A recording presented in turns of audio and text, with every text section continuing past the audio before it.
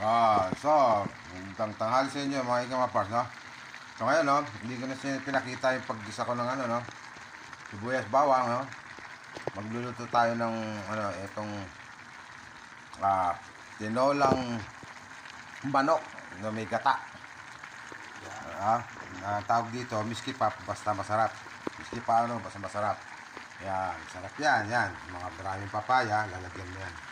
Ayun ang mga ingredients yan, salt and pepper, onions, garlic. Siyempre, lalagyan din natin ng ano yan, seasoning. Meron din ano yan, fish sauce. Ito ang ating gata, yan. Ayan ang pansasabaw natin. Ganito masarap. Gawin nyo. Ayan na. Pinapalambutan na natin. Ayan ang ating mga ingredients. Papaya. Saka, ito yung ating kakang gata. Ayan. Ito yung ating pangalawang gata. Ito yung pinsasabaw natin, no? No, pampalalo para lumambot pa ulit yung manok natin. Ito yung extra ng ating gata. O kumama. Ayan. Dadagdag natin yan. Titikman natin muna yung lasa mamaya. No, pag malambot na yan.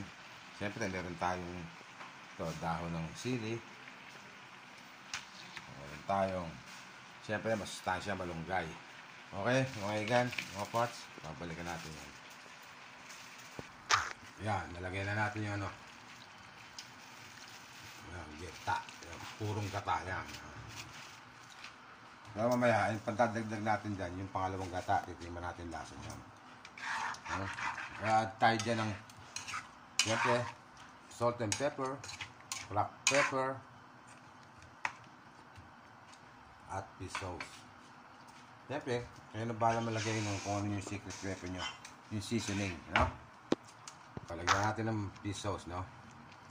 Yung tama lang, kayo na magtansya para mamaya natin ipapainan ang lasa.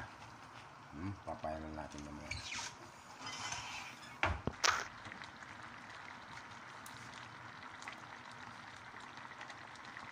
Okay, yan. Lalagyan natin ng siling green. Nasa inyo na yan kung gusto nyong hiwain, hatiin para lumasa yung angan. O kaya buo na lang yung lalagay na ganyan. Sa kanyo lang bigain, pisilin. Magkakain na.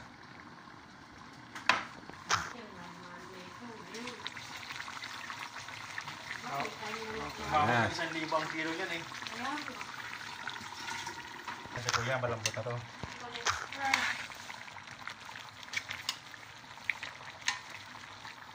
Lagyan natin. Dynamite eh. Yan, lagyan natin isang koko mama para malasa. Yan ang siling green natin, no? Pero mahatid na nga lang itong halo. Yan, tignan natin yung lasa. Kung okay na siya. Kulang, dagdagan natin ng piso ulit, no? Ipapainal natin ang ating lasa ng ating tinolang manok na ginataan.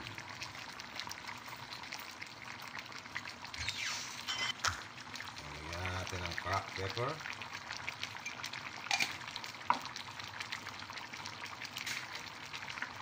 Lagyan natin ng seasoning.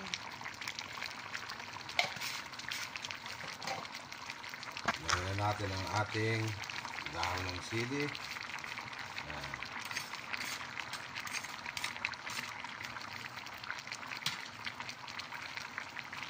Pati itong malunggay natin, dahon ng malunggay, masustansya yan. Healthy na.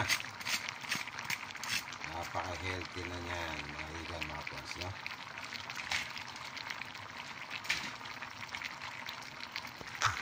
Takpan muna natin. Ilang minutes lang, no? 5 minutes.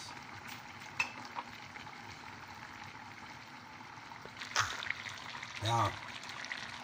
So, ito na mga ikan, mga parts. Okay na to. Luto na to mga ikan. Tama na. So, kain na. So, thanks for watching my video mga ikan, mga parts, no? Please subscribe and share na lang po. Mabuhay kayo. God bless you all.